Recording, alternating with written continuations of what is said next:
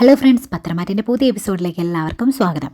അപ്പോൾ ആനി അവിടെ നിന്ന് ഇങ്ങനെ ദേഷ്യത്തിൽ ഇങ്ങനെ പോകുന്നത് എന്ന് അറിയാമല്ലോ നന്ദുവിന്. അപ്പം നന്ദു ഉടനെ രാകേഷിനെ വിഘ്നേഷിനെ ഇങ്ങനെ വിളിക്കുകയാണ്. എന്നോട് പറയുന്നുണ്ട് അങ്ങോട്ട് ആനി വരുമായിരിക്കും, അവന് നിങ്ങൾ മദ്യം മേടിച്ച് കൊടുക്കരുത് എന്ന്.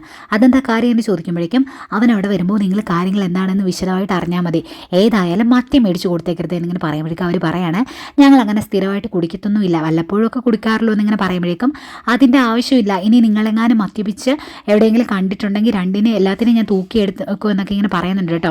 എന്നിട്ട് ചോദിക്കുന്നുണ്ട് എന്താ നന്ദു സംഭവം, എന്തെങ്കിലും പ്രശ്നം ഉണ്ടോ എന്നിങ്ങനെ ചോദിക്കുമ്പോഴേക്കും പ്രശ്നം ഉണ്ടായി, അവൻ വരുമ്പോൾ നിങ്ങൾ അറിഞ്ഞാൽ മതി, ഞാൻ പറഞ്ഞത് മനസ്സിലായല്ലോ എന്നിങ്ങനെ പറഞ്ഞിട്ട് ഫോൺ വെക്കുന്നു.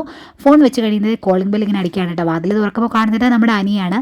അനിയുടെ മുഖത്ത് ഇങ്ങനെ പാടൊക്കെ കാണുമ്പോഴേക്കും ചോദിക്കുന്നുണ്ട് ഇതെന്താടാ നിന്റെ മുഖത്ത് എന്താ പാട്, നിന്നെ ആരെ തല്ലിയത്, നന്ദു ആണോ എന്നിങ്ങനെ ചോദിക്കുമ്പോഴേക്കും നന്ദു ഒന്നുമല്ല, ഞാൻ പോലീസ് സ്റ്റേഷനിൽ പോയായിരുന്നു, എന്നെ തല്ലിയത് ആ CI ആണ് എന്നിങ്ങനെ പറയുമ്പോഴേക്കും എങ്കിൽ പിന്നെ അതാ വേണു പറഞ്ഞിട്ടായിരിക്കും എന്നിങ്ങനെ പറയാൻ കേട്ടോ. അയാളെ നട്ടലൊടിക്കണമല്ലോ എന്നിങ്ങനെ അവരിങ്ങനെ പറയുന്നുണ്ട്. അന്നേരത്തേക്ക് നന്ദു പറയുന്നുണ്ട് എന്നെ അയാൾ തല്ലിയത് അവളെ നന്ദു പറഞ്ഞിട്ടാണോ എന്ന് എനിക്ക് സംശയമുണ്ട് എന്നിങ്ങനെ പറയുമ്പോഴേക്കും അവർ പറയും അവൾ അങ്ങനെയൊന്നും ചെയ്യില്ല, ഇപ്പോൾ അവൾ നിന്നോടൊന്നും ദേഷ്യപ്പെട്ട് പോലും സംസാരിക്കാറില്ല, തല്ലിയത് നിന്നെയാണെങ്കിലും കൊണ്ടത് അവൾക്കായിരിക്കും, അവൾക്ക് ഭയങ്കര വിഷമായി കാണുമെന്നൊക്കെ ഇങ്ങനെ പറയുമ്പോഴേക്കും ആനി പറയുന്നുണ്ട് പിന്നെ ഭയങ്കര വിഷമായി, അവളെ നോക്കി നിന്നല്ലാതെ ഒരു ദേഷ്യത്തിലൊന്നും ചോദിക്കുക പോലും ചെയ്തില്ല എന്നിങ്ങനെ ആനി പറയാൻ കേട്ടോ.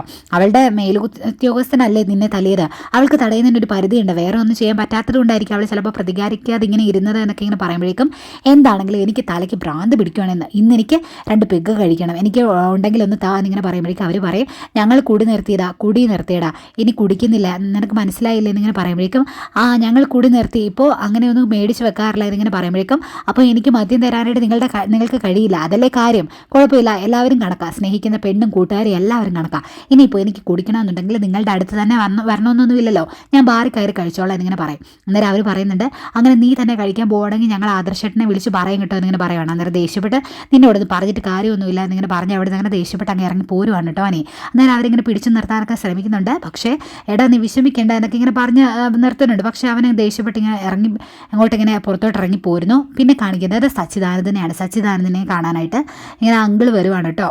അങ്കിളുടെ മകളെ ഇങ്ങനെ കല്യാണം കഴിക്കാനാണല്ലോ തീരുമാനിച്ചേക്കുന്നത്. അന്നേരം അങ്കിൾ ഇങ്ങനെ വന്നിട്ട് ചോദിക്കുന്നുണ്ട് നീ ഇതുവരെ വീട്ടിലോട്ടൊന്നും വന്നില്ലല്ലോ, ഇതെന്താ നീ ഇങ്ങനെ വീട്ടിലോട്ട് വരാതിരിക്കുന്നത്, ഇനിയിപ്പോൾ പെണ്ണിനെ പറഞ്ഞ് പറ്റിക്കാനാണോ നിൻ്റെ ഉദ്ദേശം എന്നൊക്കെ ഇങ്ങനെ ചോദിക്കുമ്പോഴേക്കും സച്ചിദാനന്ദൻ പറയുകയാണ് അങ്ങനെയൊന്നും എനിക്ക് ഉദ്ദേശമില്ല, അവൾ എന്തിനാ ഒരു CA ഇങ്ങനെ വിവാഹം കഴിച്ച് ഇങ്ങനെ കഷ്ടപ്പെടാനായിട്ട് നിൽക്കുന്നത്, അതിൻ്റെ ആവശ്യമില്ല, കല്യാണം കഴിക്കുമ്പോൾ ഭയങ്കര സന്തോഷമായിരിക്കണം, പക്ഷേ ഒരു പോലീസുകാരൻ്റെ കൂടെ ജീവിക്കാനായിട്ട് ഭയങ്കര ബുദ്ധിമുട്ടാണ് എന്നൊക്കെ ഇങ്ങനെ പറയുമ്പോഴേക്കും അങ്കിൾ പറയുന്നുണ്ട് എടാ നിന്നെ വിവാഹം കഴിക്കണമെന്ന് അവളുടെ ആഗ്രഹമാണ്, പിന്നെ നീ വലിയ സംഭവം ആയതുകൊണ്ടൊന്നും അല്ല ഞാനതിനെ സമ്മതിച്ചത്, നീ എൻ്റെ അനന്തരവനാണ്, അതുപോലെ തന്നെ ഒരു CA ആണ്, ഇനിയിപ്പോൾ നീ പെട്ടെന്ന് ഇങ്ങനെ പ്രൊമോഷൻ ആകും, അങ്ങനെ ആകുമ്പോഴേക്കും നിന്നെപ്പോലെ ഒരു പോലീസുകാരൻ്റെ ആവശ്യം എനിക്കുണ്ട്, നീ എൻ്റെ കുടുംബത്തിലേക്ക് തന്നെ വരണമെന്ന് ആണ് എൻ്റെ ആഗ്രഹമാണ്, അതുകൊണ്ടാണ് ഈ വിവാഹം എത്രയും പെട്ടെന്ന് നടത്തണമെന്ന് ഞാൻ പറയുന്നത് എന്നൊക്കെ ഇങ്ങനെ പറയുമ്പോഴേക്കും സച്ചിദാനന്ദൻ പറയുന്നുണ്ട് ഞാനിങ്ങനെ വീട്ടിലോട്ട് വരാം, ഇനിയും സമയമുണ്ടല്ലോ, ധൃതി വെക്കണ്ട എന്നൊക്കെ ഇങ്ങനെ പറയുന്നു. അന്നേരമാണ് അങ്കിൾ പറയുന്നത് ഞാൻ നിന്നോടൊരു കാര്യം സൂചിപ്പിച്ചില്ലായിരുന്നോ, നിൻ്റെ താഴെയുള്ള SI നന്ദു, അവളെ ഒന്ന് നേരാവണ്ണം ഒന്ന് കണ്ടേക്കണം കേട്ടോ, എൻ്റെ കൂട്ടുകാരൻ്റെ മകളുടെ ജീവിതം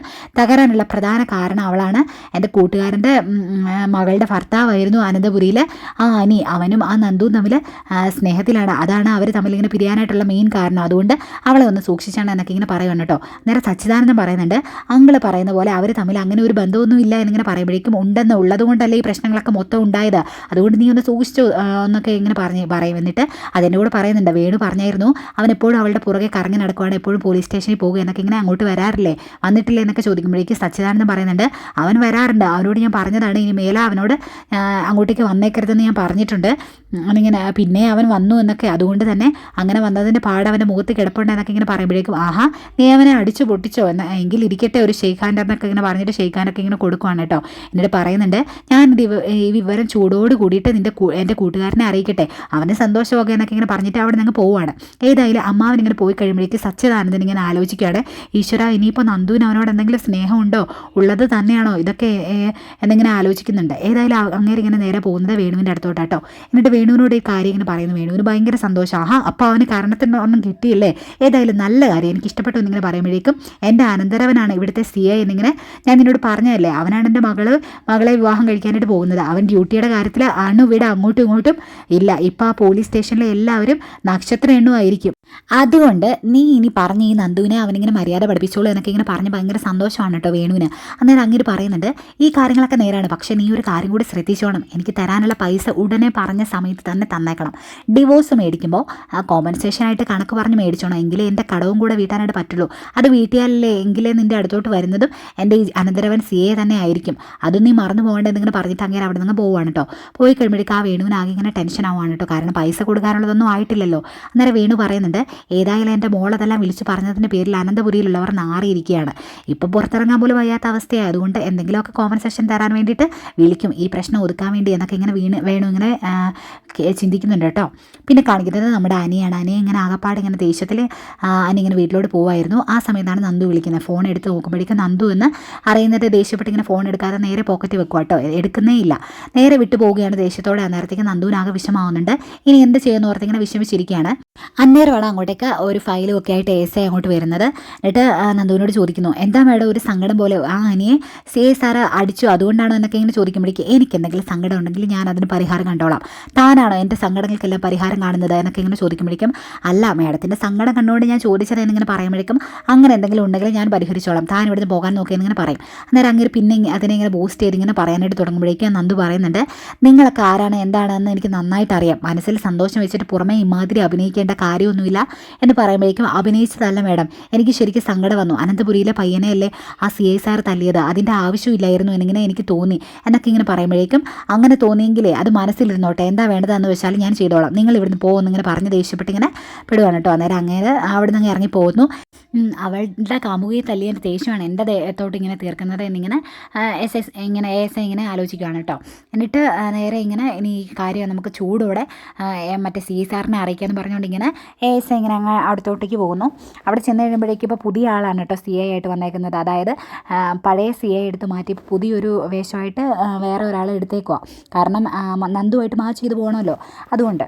എന്നിട്ട് CA സാറിനോട് പറയുന്നുണ്ട്, സാർ അനിയെ തല്ലിയത് നന്ദു സാറിന് തീരെ ഇഷ്ടപ്പെട്ടിട്ടില്ല, ആകെ ഇങ്ങനെ വിഷമിച്ചിരിക്കുകയാണ് അവിടെ എന്നൊക്കെ ഇങ്ങനെ പറയുമ്പോഴേക്കും അങ്ങനെ പറയുന്നുണ്ട്, എനിക്കും അങ്ങനെ തോന്നി, ഞാൻ ഈ രീതിയിൽ ഇങ്ങനെ മുന്നോട്ട് പോയിട്ടുണ്ടെങ്കിൽ എന്നോടുള്ള വെറുപ്പ് ഇങ്ങനെ കൂടിക്കൂടി വരും നന്ദുവിന്, അതുകൊണ്ട് ഞാൻ എല്ലാം ഒന്ന് മാറ്റി പിടിക്കാനായിട്ട് പോവുകയാണെന്നൊക്കെ ഇങ്ങനെ പറയും. അന്നേരം സാർ എന്താ ഉദ്ദേശിക്കുന്നത് എന്ന് ചോദിക്കുമ്പോഴേക്കും, ഇത് അതുപോലെ അപ്പുറത്ത് പോയി താൻ പറയുമോ എന്ന് ചോദിക്കും. അന്നേരം ഇല്ല എന്നിങ്ങനെ പറയുമ്പോഴേക്കും അങ്ങനെ പറയുവാണ്, നന്ദുവിൻ്റെ മനസ്സിൽ അനി ഉണ്ട് എന്നാണല്ലോ നിങ്ങൾ എല്ലാവരും പറയുന്നത്, അപ്പോൾ അവരെ അവിടുന്ന് ചാടിക്കണം, അതിന് ഞാൻ ഈ രീതിയിൽ നിന്നിട്ട് കാര്യമില്ല, ഞാൻ വേറൊരു രീതിയിൽ കാര്യങ്ങളെ മുന്നോട്ട് കൊണ്ടുപോകാനായിട്ട് വേണ്ടി ശ്രമിക്കുകയാണ് എന്നിങ്ങനെ പറയുമ്പോഴേക്കും ASI പറയുന്നുണ്ട്, അങ്ങനെ എന്തെങ്കിലും ഉണ്ടെങ്കിൽ ഞങ്ങൾ കൂടെ നിൽക്കാം, ഏതായാലും സാറ് നന്ദു സാർ പിന്നെ വന്നാൽ പിന്നെ ഇവിടെ ഞങ്ങളെ പോക്കറ്റ് എല്ലാം കാലിയാണ് എന്നിങ്ങനെ പറയും. നേരം അങ്ങനെ പറയുന്നുണ്ട്, എൻ്റെ കൂടെ നിൽക്കുവാണെങ്കിൽ ഇടയ്ക്ക് നിങ്ങൾക്കൊക്കെ നന്നായിട്ടൊന്ന് കമ്പനി അടിച്ച് കളിച്ച് നടക്കാനായിട്ടുള്ളതൊക്കെ നിങ്ങളുടെ പോക്കറ്റ് നിറയൊക്കെ ചെയ്യുമെന്ന് പറയും, അതിനുള്ളത് ഞാൻ നിങ്ങൾക്ക് തരാം എന്നിങ്ങനെ പറയുമ്പോഴേക്കും ഭയങ്കര സന്തോഷമാണ് കേട്ടോ.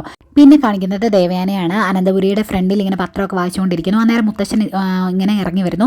നേരെ എങ്ങോട്ട് പോവുകയാണെന്ന് ചോദിക്കുമ്പോഴേക്കും മുത്തശ്ശൻ പറയുന്നുണ്ട്, അമ്പലത്തിൽ വരെ ഒന്ന് പോയിട്ട് വരാം, വീടിൻ്റെ അകത്ത് ആകെ താളപ്പിഴകളല്ലേ, അനയുടെ കാര്യമാണെങ്കിൽ ഓർക്കുമ്പോൾ വിഷമാണ്, അതുകൊണ്ട് അമ്പലത്തിലൊന്ന് പോയിട്ട് വരാം എന്നിങ്ങനെ പറയുമ്പോഴേക്കും ദേവയാനി പറയുന്നുണ്ട്, അമ്പലത്തിലേക്ക് ചെല്ലുമ്പോൾ ഓരോരുത്തരും ഓരോ ചോദ്യങ്ങളായിട്ട് വരും, അച്ഛൻ അതിനെ എങ്ങനെ നേരിടുമെന്ന് ചോദിക്കുമ്പോഴേക്കും, അതൊന്നും എനിക്ക് പ്രശ്നമല്ല, ആരെങ്കിലും ചോദ്യം ചോദിച്ചിട്ടുണ്ടെങ്കിൽ അതിനുള്ള മറുപടി ഞാൻ കൊടുത്തോളാം, സ്വന്തം വീട്ടിലെ പ്രശ്നങ്ങൾ തീർക്കാൻ കഴിയാത്തവരാണ് അന്യൻ്റെ വീട്ടിലെ പ്രശ്നങ്ങളെ പറ്റി ആലോചിക്കുന്നത്, അത് പ്രശ്നമില്ല, പറഞ്ഞ തീർക്കാനായിട്ട് എനിക്കറിയാം എന്നിങ്ങനെ പറഞ്ഞു.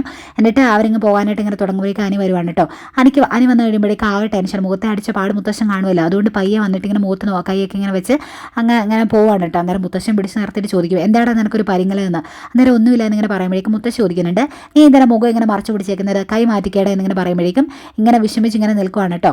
അന്നേരം ദേവയാനി ചോദിക്കും, നീ എന്താ ഇങ്ങനെ നിൽക്കുന്നത്, അച്ഛൻ പറഞ്ഞ കേട്ടില്ലേ, കൈ മാറ്റിക്കേടെ എന്നിങ്ങനെ പറയും. അന്നേരം നിവൃത്തിയില്ലാത്ത കൈ മാറ്റുകയാണ്. അന്നേരമാണ് മുഖത്ത് അടിച്ച പാട് കാണുന്നത്.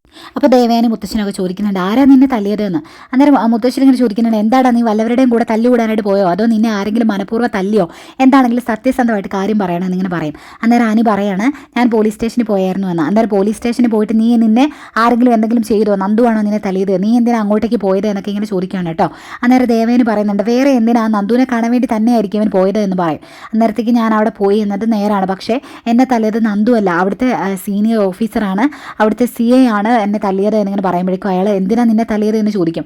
ഞാൻ അങ്ങോട്ട് ചെന്നതിനാണ് എന്ന് പറയുമ്പോഴേക്കും മുത്തശ്ശിയോടായിട്ട് പറയുകയാണ്, അതെ നമുക്ക് അമ്പലത്തിൽ പിന്നെ പോകാം, എനിക്ക് അയാളെ ഒന്ന് കാണണം, എൻ്റെ കൊച്ചുമോനെ തല്ലിയതിന് കാരണം എന്താണെന്ന് എനിക്ക് അറിയണമല്ലോ എന്നിങ്ങനെ പറഞ്ഞിട്ട് മുത്തശ്ശൻ അങ്ങോട്ട് പോകാൻ കേട്ടോ. പോയി കഴിയുമ്പോഴേക്കും മുത്തശ്ശി ചോദിക്കുന്നുണ്ട്, നീ എന്താ മോനെ ഇങ്ങനെ നിൻ്റെ കാര്യം ഓർത്ത് എല്ലാവരും ടെൻഷനിലാണ്, അന്നേരം നീ പിന്നെ ഇങ്ങനെ പ്രശ്നങ്ങൾ ഉണ്ടാക്കിക്കൊണ്ട് ഇങ്ങനെ വരുവാണോ എന്നൊക്കെ ഇങ്ങനെ ചോദിക്കുകയാണ് കേട്ടോ. എന്നിട്ട് മുത്തശ്ശി പറയുന്നുണ്ട്, നിനക്കിനി ഇങ്ങനെ ഒന്നും അല്ലായിരുന്നല്ലോ, ആരുടെയും തല്ല് മേടിക്കുന്ന ഒരു സ്വഭാവം അല്ലായിരുന്നല്ലോ, ഇപ്പോൾ എന്താ നിനക്ക് ഇങ്ങനെ ഒരു മാറ്റം എന്നൊക്കെ ഇങ്ങനെ ചോദിക്കുമ്പോഴേക്കും ആനി പറയുന്നുണ്ട്, മാറ്റം എനിക്ക് മാത്രമല്ല എല്ലാവർക്കും ഉണ്ട്, എൻ്റെ സങ്കടം എന്താണ്, എൻ്റെ വിഷമങ്ങൾ എന്താണ് എന്ന് അറിയാനായിട്ട് ആരും ശ്രമിക്കാറില്ല എന്നിങ്ങനെ പറഞ്ഞിട്ട് വിഷമിച്ച് ഇങ്ങനെ അകത്തോട്ട് പോവാണ് കേട്ടോ.